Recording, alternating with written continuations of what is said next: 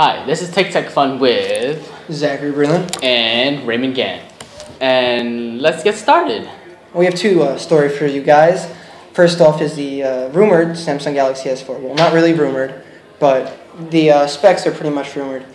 1.8 gigahertz processor, 2 gigabytes of RAM, basically the same specs we saw on the S3, but now they're adding eyesight control. What do you think about that? What is eyesight? Is it the eye like, the Apple eye? Is it another? No, totally two different things. It's like the eye, like eye?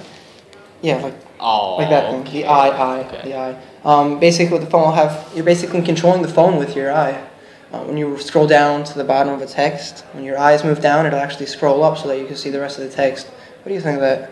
It feels a little intrusive though, but for these S3s, we've had the smart state technology, which means as long as you stare at the screen, the camera will detect that you're looking at it, and it will just stay awake and not fall asleep and go idle.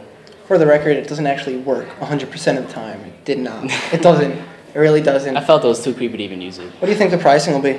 I'm thinking it's around the same price point as the S3. 200? 200 sounds good. All right, we'll move on to the second story. In California, an 18-year-old guy named Taylor Wilson has designed a compact nuclear reactor that could one day burn waste from old atomic weapons to power anything from homes and factories to space colonies.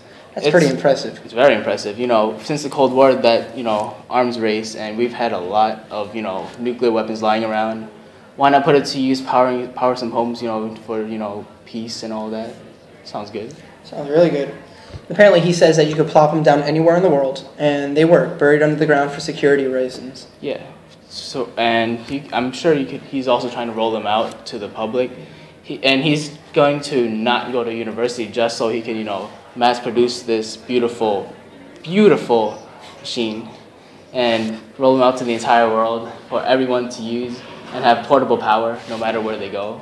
Now, he says here that his real rival, the only thing that really competes with him is China, and that the roadblocks ahead are really political and not technical, that they have the technology. Yeah. It's just that will society really accept it? I'm sure they would. I mean, it wouldn't cost a lot for technology, for power and all that. So it shouldn't be much of a problem. Do you see this as the future? Do you see this is really what nations should be going towards, especially in the nuclear weapons that we have? Yeah, of course. I mean, they're pretty big, bulky, bombs, but but they do take up a lot of space. So why not just put them to use them up for power, for the greater good, energy. And general energy. And you could take it anywhere, take it to the moon, power up your spaceship and all that. Taylor Wilson says he plans to have it ready in 2 years, a prototype, and then he wants to introduce it to the market in 5 years. Yeah, that's amazing. And the funny thing is that he also built this entire thing. He built the thing in his garage. He only planned on using it for his family's house, which was pretty interesting. And now he's getting ready to mass produce it for the whole world. I really think this is the future. I really think this is what we're going to be moving towards. I think that if nations were smart, they'd use it. But again, a lot of politics comes into play with technology. Definitely. I really get that.